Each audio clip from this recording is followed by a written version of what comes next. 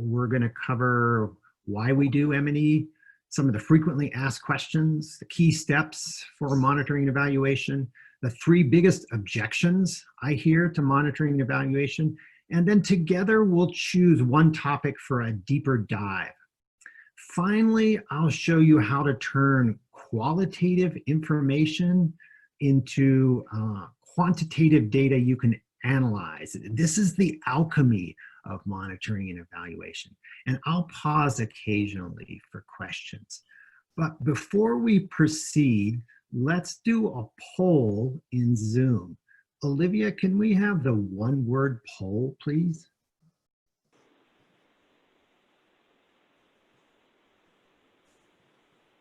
Okay, can we see the results, Olivia? All right, so one person said boring. Okay. We're here to change that. 4 people said exciting. Nobody said peripheral. Hugh's happy to hear that. 2 people said interesting. 11 people said learning. And 3 people said other.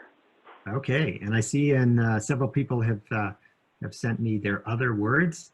So thank you for that, including essential and critical. Thank you, thank you.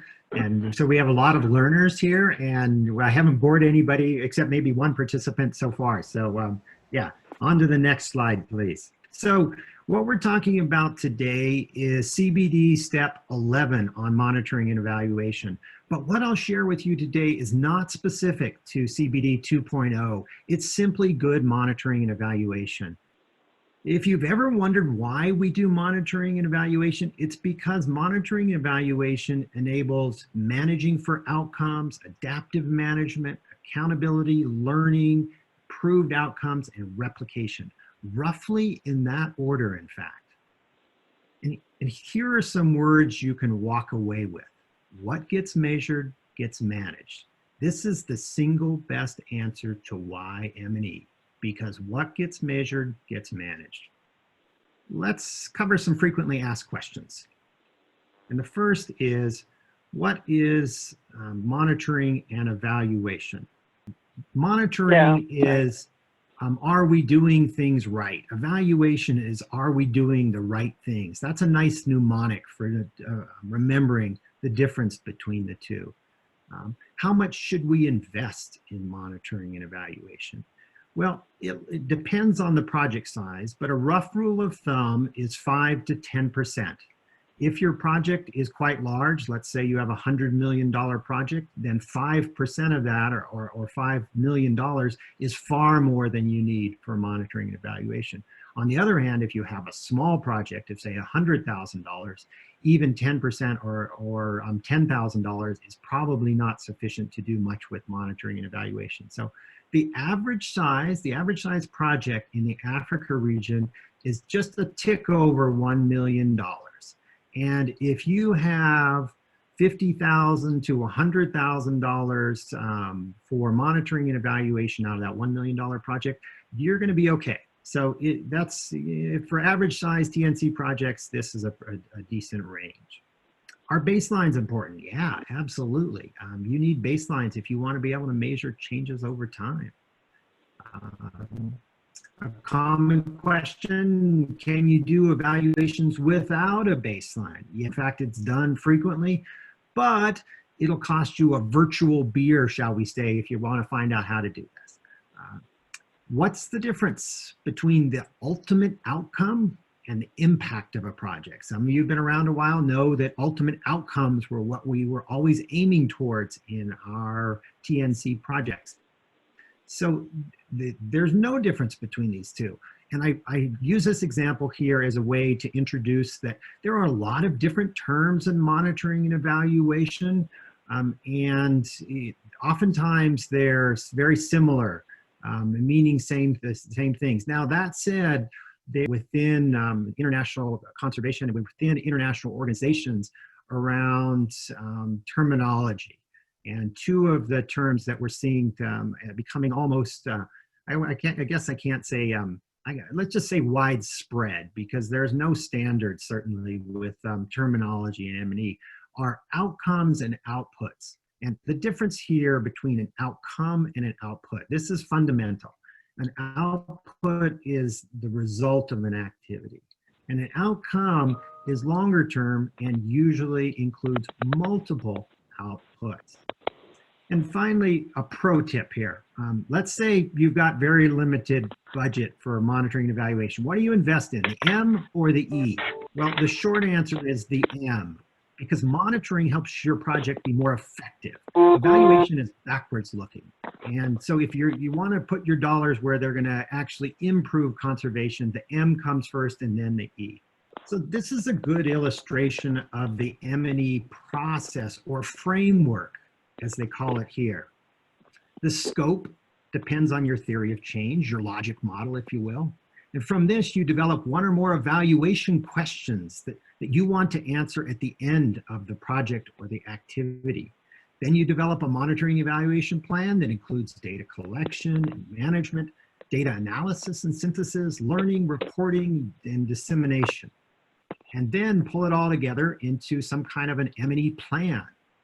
So this is roughly the M&E process in CBD 2.0, but it's more importantly, it's the process used by many, many other organizations that create plans for monitoring and evaluation. So there are two key M&E outputs that are mentioned in CBD 2.0. The first is nested in the second. The first one is the team choose the indicators, and these indicators are part of the overall M&E plan. So here's another pro tip. How many indicators is too many? Our most complex project in Africa has 10 partner organizations and includes conservation, economic development, reproductive health activities, and this complex project has 24 total indicators. I would suggest that's about the maximum. For the average project, about a dozen indicators is usually sufficient. Remember, each indicator adds time, it adds cost, it adds complexity. So choose your indicators carefully. Make sure you don't have too many of them. The steps for what you need to do for monitoring and evaluation. So I've written them out here, and let me just go through them briefly. That you're starting with the results chain or the theory of change rather. So results chains are the best place to start. And I believe that in CBD 2.0, if I recall one of Dan's points once, there are 127 mentions of results chains in CBD 2.0. And so these are fundamental. And I confess I wasn't a convert for many years to the need for results chains, but I am now, because this is where you lay out the detailed logic. And the theory of change is more your general summary of that logic. But you can start with either place, because many projects don't have detailed results chains, so I wish they all did. So the second thing is you building on your results chain or your theory of change, you identify the indicators that you're going to use for your outcomes and your intermediate results. And here's another pro tip. For your outcomes, have more than one indicator that you're tracking, because what we found oftentimes is if you have a single indicator and something happens with your data collection, then you have no way of showing whether or not that outcome exists or not. So we usually, in the Africa region, we try to have at least 2 indicators per outcome, but then we only have a handful of outcomes, not 20 or even 10, but 3 to 5. The third step, you're looking at your output and output indicators for each intermediate result, where you're seeing what you need to do to get the intermediate result. And these output indicators are what you use for the adaptive management of activities. These are telling you how your implementation is progressing. Are you doing what you think you want to be doing? And here's another tip. When you're thinking about what output indicators to include in your M&E plan, ask yourself these 3 questions, and they come from the Goldilocks Challenge book that I'll tell you more about in a moment. And the first question is, what actions would be taken based on the indicator results? And second, will there be the resources necessary to implement the actions? And finally, are managers committed to taking the actions if needed? if you can answer those three questions, you've probably got a good indicator that you want to keep. If you're only going to read one book about monitoring and evaluation, this is the book. It's an amazing source of information and a lot of great ways to think about things. And it's also, I don't know if you know Dean Carlin, you also know that this is one of the good and the great in economics. Continuing on with the steps, here it gets a little more complex because one of the key things you have to decide is, do you want to measure contribution or attribution with your evaluation? So contribution measures, looks at, did your project contribute to changes on the ground? Attribution looks at, can you attribute the changes you see on the ground to your project activities? And contribution is usually just before and after, and attribution measures both before and after in control and impact sites. So those of you who know a Bakke design, before, after, control, impact, that allows you to do attribution. So the choice depends on several factors. And one of the key ones is knowing whether or not there is a lot of evidence already of what are the impacts or the ultimate outcomes from the kind of activities that you're doing. Some things we do are already really well studied. So for example, let's say you're doing a community conservation project and it includes village savings and loan associations. These are small groups that are organized where people contribute money each week into a pool, and the pool fund is loaned out to individual members periodically. Well, these have been comparatively well studied in the science literature, and there's no reason to try to see whether or not there's no reason to do attribution if you're doing something like village savings and loan associations. It's already been really well done. So don't waste your resources, because another key consideration is the budget. It costs considerably more to do attribution than contribution. Another consideration when thinking about contribution versus attribution is to draft one or more evaluation questions. These are the questions you want to be able to answer at the end of your evaluation. And it's usually something along the lines of, did our activities A and B result in outcomes C and D?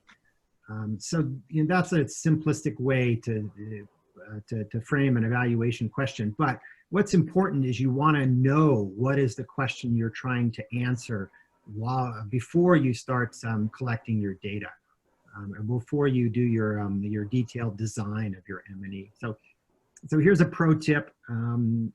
It's complicated if you're doing attribution. So ask help from Global Science team. We've got some top-notch economists on this team, and they can help you with selecting your control groups, defining your sample frame, calculating sample size. These are all complex issues that it's nice to have somebody help you think them through. Finally, here's the draft M&E plan headings. I'm not going to go through these here, but you can see generally you move from the general to the specific, and then think about the implementation, and that's the layout for an M&E plan. Okay, that slide might have been boring too, unless you're really into the contribution attribution. So this is a summary of the steps for monitoring and evaluation. And I like it a little bit better than a list of things you need to do. So I have a whole slide on equity considerations. Why? Well, first, it's part of CBD 2.0, but more importantly, it should be part of everything we do. So you may know that FPIC stands for free, prior, informed consent, right?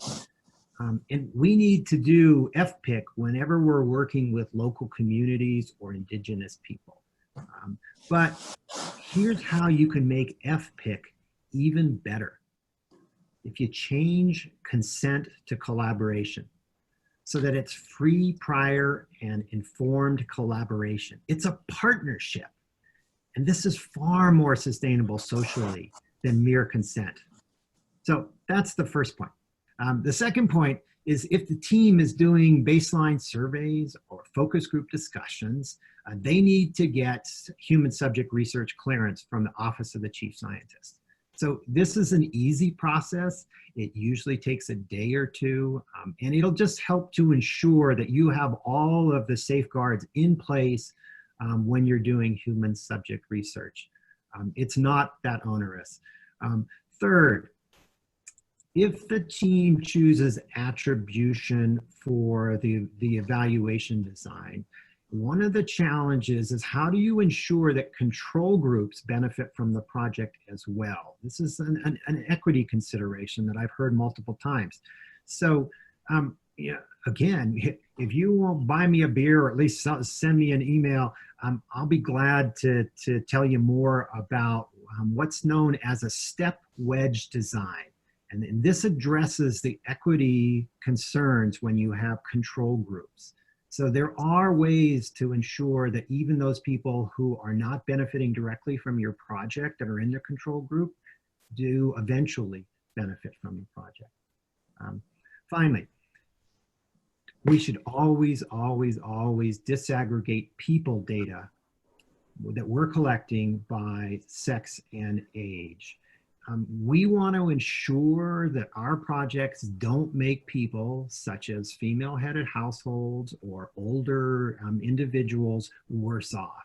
And the only way we can do that is if we collect sex and age disaggregated data. Here's what these are the three biggest objections to M&E that I've heard over in recent years. And let's walk through these. The first one is it takes too much time. Yeah, it does take more time up front, but then it saves time because it makes you more effective in targeting your resources. You don't continue with activities that are not producing the results that you intended. It's too expensive. Well, you know, the question is how much or how expensive is the ignorance? Monitoring evaluation saves money because you're investing in activities that you're not investing in activities that don't work. I hear this sometimes that we're doing enough already, but the bottom line is you can't manage what you don't measure. Now, the second bottom line makes activities easier to manage, sustainable, easier to replicate. So Olivia, could we do the next poll? And while you're teeing that up, so I decided it'd be fun to let you guys guide where that goes for the rest of this call. So I pulled together 4 different topics that we can do a deep dive on. So now we're going to vote on which ones you'd like to do, or like to learn more about. So have a look here and choose. Oh, wow. We did a pretty close one here. Yeah, we could have had a tiebreaker here. Okay, let's do theories of change then. And we'll see where we're at when we're done with, they're quite even though. So we're going to do theories of change. Well, what I wanted to do in this second half was do a deep dive. I like to make sure that the word theory gets in there so people kind of understand the origins of this, but it presents a hypothesis about the desired change or of a project or a group, the things we're trying to achieve. And you know, one of the big benefits is it shows our assumptions of how things will change. And there are many, many different ways to do theories of change. There are almost as many ways as there are organizations doing theories of change. Theories of change, to my knowledge, had its origins back in the Kellogg Foundation of all places. That's the farthest back I've been able to trace it. So it's been around for quite some, probably a couple of decades now, but it really came to the fore in the last 10 years. And almost all organizations now do some variation on theories of change. So here's the cut and paste guidance on theory of change from CBD 2.0. And it just talks about a narrative theory of change. And I don't think it provides a lot of guidance. It's just kind of an overview. So I'm going to go into a little more specifics on this. Here's another pro tip. When you're doing a theory of change, start with your graphic first and then do a narrative. Start with the graphic first. It's just easier to figure out the logic. And better yet, start with your results chain. And then you can build, it's so much, if you have a results chain, it's actually quite easy to build a graphic theory of change. You can do this in Marathi. We do it in PowerPoint because everybody is, in our team, the Africa region has PowerPoint, and they're a little more familiar with how you move things around. But there's various tools for doing theories of change.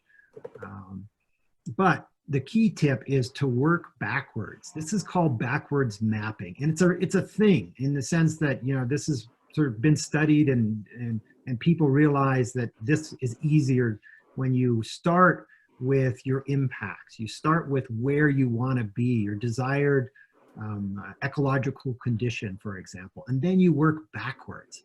So it's much easier to follow the logic then. And for your intermediate results, these should be the things that are necessary and sufficient to realize your impacts. So those are the key words here are necessary and sufficient. That's how you can say whether or not these intermediate results are going to get the results, or the impacts rather, that you desire.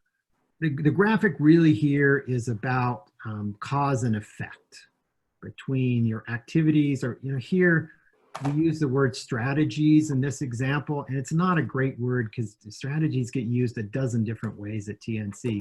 But these are, you can think of these as components, and the bullets as activities.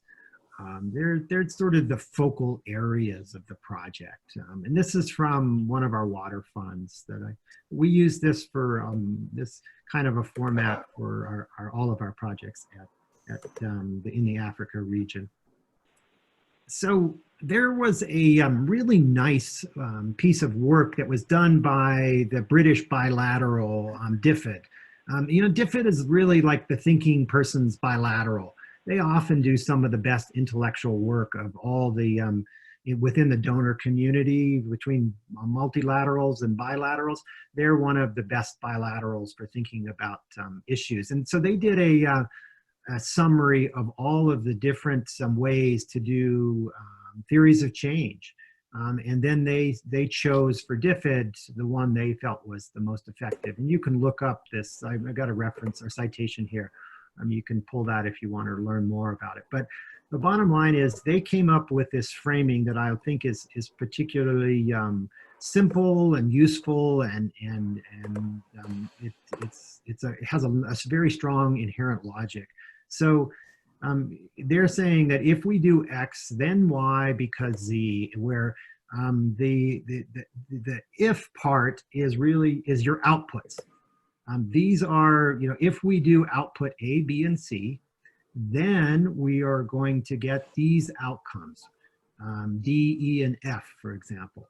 And because of these assumptions, and you've probably seen the if-then framing before for theories of change in the narrative, but I like the because one. It makes your assumptions explicit. And that's always a good thing when you're talking about your theory of change.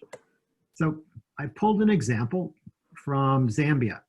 This is our Kafue National Park project. Kafue is one of the largest national parks in the world. It's the size of Massachusetts, massive place. But here's our, you know, we're working with community-based conservation there. And here's what we scripted for our if, then, because statement. That if we secure land tenure and natural resource rights on communal lands in the buffer zone of Kafue National Park, if the communities benefit financially from wildlife, and if we improve community governance and capacity to protect wildlife, then we will have a replicable model of empowered communities with improved well-being, living in an ecologically sustainable landscape next to a national park. This is because communities that depend on natural resources are the ones with the greatest long-term interest in their sustainable use and management. So you can see that each one of these if statements can be measured. You can see whether or not you're actually doing these things. Did we do land tenure? Did we do ensure the community are benefiting financially from wildlife? Did we improve governance? Did we improve their capacity to protect wildlife? And then we can see whether or not we had the outcomes that we expected. Did we find that communities have improved well-being and that ecologically the landscape is more sustainable? So it's a way for us to articulate what it is we expect this project to do. So let me pause there and see if there are questions on theories of change. Yeah, so backing up a minute, that Hugh's point was that some activities, some interventions are too big for a BACI design, such as a major marine zoning. Yeah, finding a control site for large projects is almost impossible. We found that in our water funds as well, that we're working in massive areas and there's no matching control site. But what you can do in those cases, and what we've done, is you take a subset of the area and you find control sites that you can match where you don't have activities. And so we, like in water funds, we do micro watersheds, which are just very small watersheds with treatment and controls as a way of measuring that on a big area. Christina writes, one major challenge we've consistently encountered in Latin America is the shifting that happens and frequent changes in a theory of change. Since we rarely drive a process, we are influencers with limited control. We don't often raise the funds for all parts where action is needed, and organizational priorities require constant alignment, which makes it hard to keep consistent measures. How do we get better at measuring in spite of Project Quicksand? Great, nice question, great framing there. So I think if you come at monitoring and evaluation from a normative perspective of here's what we want it to be. So honestly, I don't even look at shared conservation agenda outcomes or any of the TNC stuff.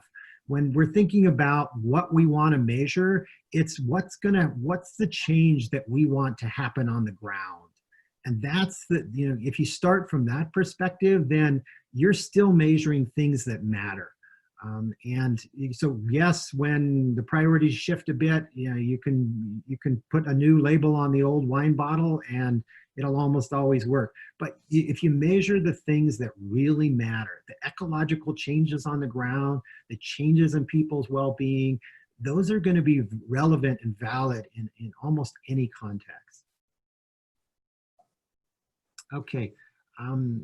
Sarah writes, management at a variety of levels at TNC has committed to using the HET theory of change model, which excludes, obscures, does not encourage the development of a logical progression describing how we expect a strategy will work, much less how we will monitor its success. Craig, I really hope that that you can explain the utility importance of using this approach to more people within your organization because it's so important. Thank you, Sarah. It is not a theory of change. It is at best a rudimentary results chain showing how one activity leads to another.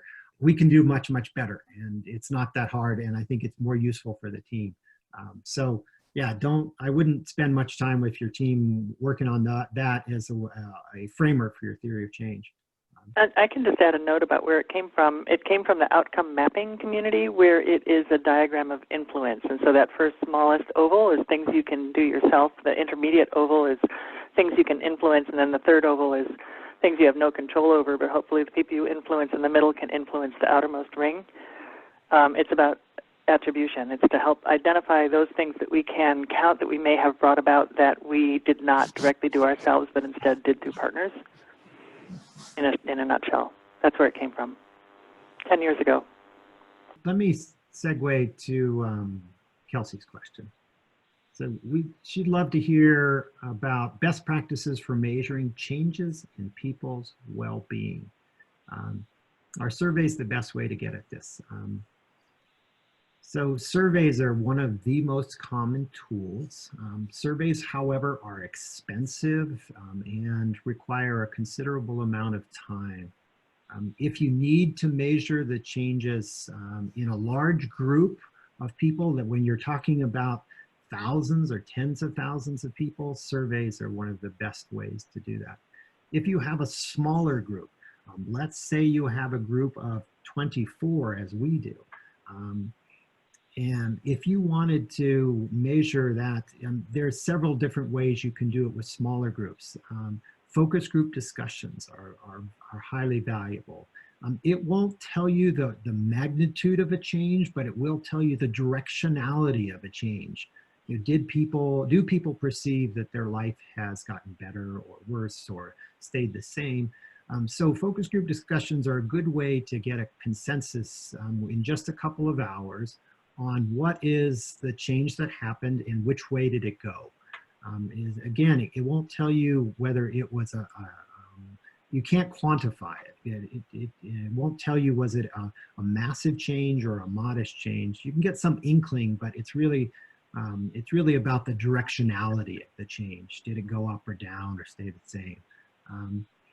So another way you can do this is, oftentimes you can have qualitative data, and you can collect this in a way that you can turn it into quantitative data that can then be analyzed and measured over time. So we often do this in surveys when we ask about people's knowledge and attitudes towards various conservation activities, and we see how that changes over time. And so what I've got here for our next step is another poll. And this is what I'm calling the alchemy poll, because I'm going to use the evaluation for my talk today to show you how you take people's perceptions of something and that is inherently qualitative and turn it into a quantitative number you can analyze. So here, vote on how much you like this today. So let's say this was our results from any kind of a poll, and we wanted to be able to measure changes over time. So how is Craig going to do on the next one of these? So what you do is each vote that that we have, let's say you're a neutral. That vote is worth 3 points. If you say you very much liked it, that's worth 5 points. So we would take an average of all of the points from the people that participated, and that would give us something here. We're going to be around a 4.5 or somewhere around like that. So we would have a score here of 4.5.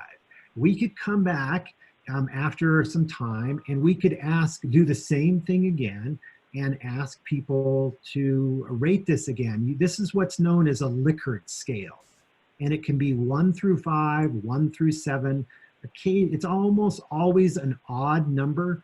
1 through 5 and 1 through 7 are the most frequently used Likert scale. And this is how you can then quantify and come up with an actual number for your approval rating and see how that changes over time. So if you want to find out about local people's knowledge, this is a great way to do it. Or better yet, their attitudes.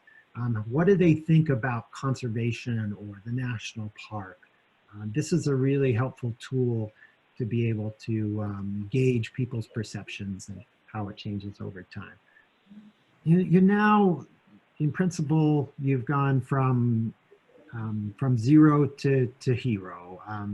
And now you know how to save the lands and the waters, and as we say, on which all life depends using M&E. Well, okay, yeah, maybe not, but at least you've got a better understanding of the benefits of M&E. I hope you're now familiar with the steps for M&E. You know where to get some more resources if you want. You've taken away a few good ideas on particular points, I hope, about theories of change. Thank you.